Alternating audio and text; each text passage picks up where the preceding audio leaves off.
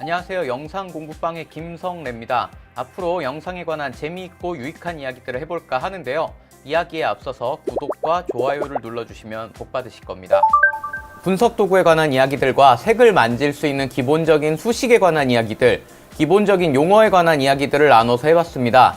각각에 관해서 아직 해야 할 부분들이 많이 있지만 영상 보정에 있어서 아주 중요한 부분 중에 하나인 분석에 관한 이야기들도 같이 해보려고 합니다. 이전에 블로그에 올렸던 맘대로 분석하기 내용을 조금 더 다듬어서 영상화를 해보려고 하는데요. 제목 그대로 맘대로 분석하는 글이다 보니까 분석하고 싶은 영상의 선정도 마음대로 해놓은 글입니다. 속 편한 녀석이군. 이런 분석에 정답은 없다고 봐야겠죠. 감독이나 작업자한테 직접 듣기도 쉽지 않을 뿐더러 설령 이에 대한 인터뷰가 있다고 해도 다르게 생각하는 것이 틀렸다고 할 수는 없을 겁니다. 그리고 일단 고민해보는 과정 자체가 공부가 될 수 있겠죠. 처음 분석해보고 싶은 영상은 영화 그랜드 부다페스트 호텔입니다.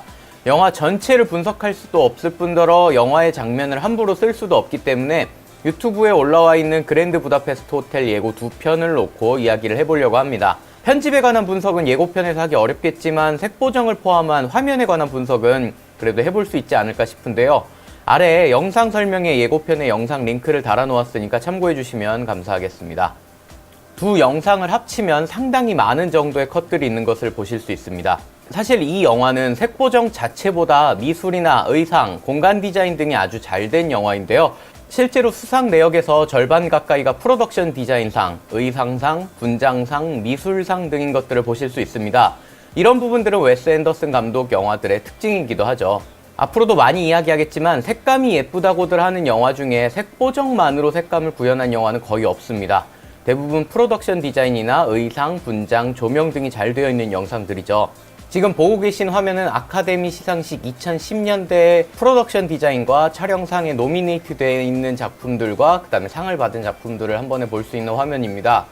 보시면 일반적으로 우리가 색감이 예쁜 영화라고 하는 영화들이 많이 있는 것들을 보실 수 있죠. 색감이 예쁘다고 하는 거는 보통 색보정보다는 이렇게 프로덕션 디자인이나 분장, 의상, 조명 등이 잘 되어 있는 영상인 경우가 거의 대부분입니다. 이 영화에 대해서 조금 더 구체적으로 알기 위해서 어떤 카메라로 찍었고 어떤 과정을 거쳤는지 알면 도움이 될 겁니다. 샷온왓이라는 사이트에서 확인해 볼 수 있는데요. 35mm 필름으로 촬영을 하고 다빈치 피니싱 시스템으로 보정 작업을 한 것을 보실 수 있습니다. 정보가 조금 부족하긴 하지만 IMDb 사이트의 기술사양 탭에서도 보실 수 있습니다. 색보정에 관련된 이야기들을 꾸준히 하고 있으니까요. 보정 작업을 한 컬러리스트에 대해서도 한번 이야기를 해볼까 하는데요. 그랜드 부다페스트 호텔 보정 작업을 한 컬러리스트는 질 보다노비치라는 분인데요. 우리나라 쓱 광고에도 참여했었다고 합니다. 필름과 디지털 방식에 관한 이야기와 영화 산업의 미래 등에서 관해서 이야기한 다큐멘터리 사이드 바이 사이드에 나오기도 했던 분이죠. 이 사이드 바이 사이드 다큐멘터리는 꼭 한번 보시길 추천합니다. 대단히 흥미로움. 이 영화를 보셨다면 웨스 앤더슨 컬렉션으로 나온 그랜드 부다페스트 호텔 책을 보시는 것도 재밌을 겁니다. 이 책에 보면 기획 단계에서 포토크롬 사진첩에서 영감을 받았다는 이야기가 있었는데요. 구글에서 포토크롬 이미지를 찾아보니까 이런 사진들이 나옵니다. 책에도 관련 내용들이 나와 있는데요. 오른쪽에 보이시는 화면들이 돌판에 프린팅된 사진이라고 합니다. 이전 구글 이미지에서 느끼기 힘든 핑크톤이 엿보이죠. 영화 전체에서 보이는 색감에 상당 부분 영향을 주지 않았을까 하는 생각이 듭니다. 영상의 색감을 분석하는데 가장 쉬운 접근 방법은 사람이 색을 보는 방식인 HSL일 겁니다. 색의 방향을 이야기하는 휴부터 먼저 이야기를 해보겠는데요. 영화 그랜드 부다페스트 호텔은 지배적인 특정 색감을 뚜렷하게 보여주는 영화 중 하나입니다. 감옥신처럼 다른 색감을 보여주는 공간도 있습니다만 볼 수 있는 예고편에선 설원의 몇몇 컷들을 제외하면 전체적으로 붉은 톤을 담고 있는 화면들이 많은 것을 보실 수 있는데요. 벡터 스코프를 조금 더 집중해서 보시면 좀 더 확실히 전체적으로 붉은 쪽으로 많이 기울어 있는 것들을 보실 수 있습니다.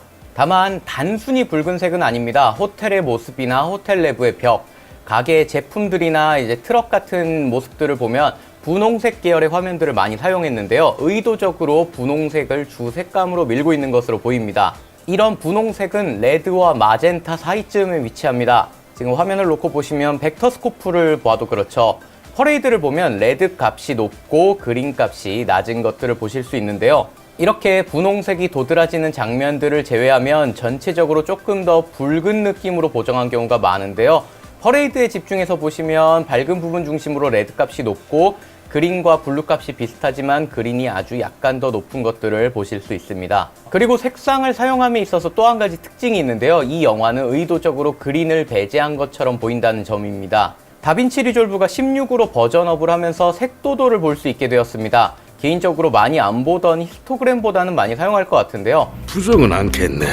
전체적으로 보시면 화면에 그린에 해당하는 부분이 레드나 블루에 해당하는 부분에 비해 엄청나게 비어있는 것들을 보실 수 있습니다. 계절적인 배경도 계속 겨울로 나오기 때문에 숲이 나오더라도 파란색에 가깝거나 거의 회색빛에 가깝다고 보실 수 있겠습니다. 게다가 광각으로 넓은 공간과 사람을 보여주는 장면에도 그린은 일부러 배제되었다고 느낄 만큼 찾아보기 어렵습니다.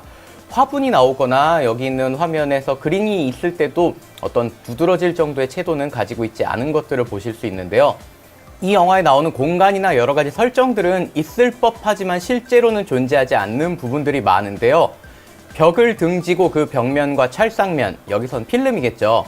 이 부분이 수평이 되도록 만드는 화면, 게다가 심도도 깊게 만들어서 깊이감보다는 평면성을 강조한 부분도 많죠. 이런 부분들이 굉장히 많이 반복되는 좌우대칭적인 구도와 더불어서 실제감을 드러내기보단 인위적인 느낌을 더 많이 보여줍니다. 이 부분은 뒤에서 조금 더 설명해 보도록 하겠습니다. 개인적으로는 자연의 색으로 대표되는 그린을 배제한 것도 이런 의도가 아닐까 싶습니다. 다음으로 이 영화의 채도에 관해서 이야기를 해보겠습니다. 이 영화는 높은 채도의 공간이나 사물들을 과감하게 사용했습니다. 채도라는 것이 밝기와 비교하면 수치적인 표현이 좀 어려운데요. 타이밍 픽셀사의 포스칼라 플러그인을 통해서 비교해 보겠습니다. 채도를 임의로 10단계로 나누어 본 상황인데요. Q값을 기준으로 점점 커질수록 채도가 낮도록 설정해 놓았습니다. 대략적으로 보면 따뜻한 계열이 채도가 높고 차가운 계열로 갈수록 채도가 낮은 편이라고 보실 수 있겠습니다. 이 장면은 제가 작업한 영상들의 썸네일입니다. 채도가 낮은 것을 의도한 영상인데요. 플러그인을 켜서 보면 색들이 대부분 차가운 색 중에서도 가장 어두운 이제 보라색이나 마젠타 가까운 색으로 몰려 있습니다. 반면 그랜드 부다페스트 호텔 영상은 초록색을 포함해서 이보다 훨씬 더 따뜻한 색들이 많이 보이는 것들을 보실 수 있는데요. 이렇게 비교해보면 그랜드 부다페스트 호텔의 채도가 훨씬 더 높다는 것들을 보실 수 있습니다. 어두운 부분들이 많아서 그런 부분들에 대한 채도는 낮은 것을 보실 수 있지만 밝은 부분에서는 꽤나 높은 채도들이 표현되는 것들을 보실 수 있습니다. 붉은색 계열의 강한 채도인지라 꽤나 강한 인상이 남을 수 있는 것 같습니다. 그런데도 피곤하거나 부담스럽지 않게 볼 수 있는 것은 감독의 뛰어난 연출력이 아닐까 싶습니다. 훌륭하게 만듦. 영상의 밝기를 보면서 좀 이야기를 해보겠습니다. 밝은 부분에 대해서 먼저 이야기를 해볼 텐데요. 많은 영화가 그렇지만 가장 밝은 곳을 웨이브 폼에서 봤을 때 1023에 닿도록 만드는 경우는 그리 많지 않습니다. 실제로 이렇게 광원이 있는 상황에서도 900 정도의 위치에 있는 것들을 보실 수 있습니다. 물론 광원을 포함해서 웨이브 폼의 끝까지 사용한 장면이 없는 것은 아닙니다. 화면이 밝아야 하거나 강한 대비를 보여주고 싶은 경우에는 광원이 웨이브 폼의 끝까지 닿아 있는 것들을 보실 수 있습니다. 영화가 전체적으로 밝은 화면보다 어두운 화면들이 꽤 많은데 반해 가장 어두운 부분 역시 0에 닿아 있지는 않는 것들을 보실 수 있습니다. 드미트리의 옷처럼 완전히 잘려서 디테일이 없는 경우에도 웨이브폼을 보시면 50 정도에 위치하는 경우가 많습니다. 영화에서 가장 중요한 부분인 30년대 구스타프 이야기를 할 때 4:3 비율을 사용하고 있고 예고편에서도 이 부분이 주가 됐는데요. 16:9로 올라온 유튜브 영상은 레터박스가 생기게 되고 이 레터박스와 비교했을 때 어두운 부분이 아주 조금 더 밝다는 것을 화면에서도 살짝 보실 수 있습니다. 이렇게 가장 어두운 부분을 0으로 놓지 않는 것, 그리고 가장 밝은 부분을 1023에 놓지 않는 것은 가장 밝은 부분과 어두운 부분의 특정 색감을 더하는 데 유리합니다. 이전 영상에서 이야기했던 것처럼 영상은 HSL 방식을 사용하고 있고 이 방식은 어두워지거나 밝아질수록 채도가 감소하는 특징이 있습니다. 이 때문에 완전히 밝은 부분과 완전히 어두운 부분에는 채도가 약해져서 특정 색감을 입히기 어려운 부분이 있죠. 오랜만이지? 밝은 부분에 더하는 색은 화면 전체의 분위기에 더 많은 영향을 준다면 어두운 부분에 색을 더하는 것은 개인적으로 미묘한 감정 표현에 효과적이라는 생각을 합니다. 이런 부분들이 살짝 엿보이는 장면들이 있는데요. 지금처럼 갈등을 보여주는 장면들에서는 어두운 부분을 보시면 블루 채널이 아주 살짝 더 올라가 있고 그린 채널이 레드 채널에 비해 아주 살짝 내려가 있는 것들을 보실 수 있습니다. 이 장면을 보셔도 마찬가지죠. 어두운 부분에 블루가 아주 살짝 올라가 있고 그린이 아주 살짝 내려가 있는 것들을 보실 수 있습니다. 미세한 차이입니다. 다빈치 리졸브 16 버전에서부터는 웨이브폼에 컬러라이즈 기능이 생겨서 밝기에 따라 주된 색들을 보실 수 있는데요. 웨이브폼 하단을 보시면 확인해 보실 수 있습니다. 푸른색이 살짝, 그리고 그린이 내려가 있다 보니까 마젠타나 이런 것들이 살짝 들어가 있는 것들을 보실 수 있죠. 이전에 봤던 장면도 마찬가지입니다. 어두운 부분에 살짝 블루가 들어가 있는 것들을 보실 수 있습니다. 반면 서로 우호적인 인물끼리 있는 장면에서는 상대적으로 어두운 부분에 레드가 높고 블루가 낮은 것들을 보실 수 있습니다. 이 부분은 색보 정도 있겠지만 우호적인 인물끼리 있는 경우 공간을 따뜻한 색감 위주로 구성한 것도 중요하다고 생각합니다. 이렇게 HSL을 가지고 그랜드 부다페스트 호텔 화면을 살펴봤는데요. 그럼 오늘은 여기까지 해보기로 하고요. 저는 다음 영상에서 찾아뵙겠습니다.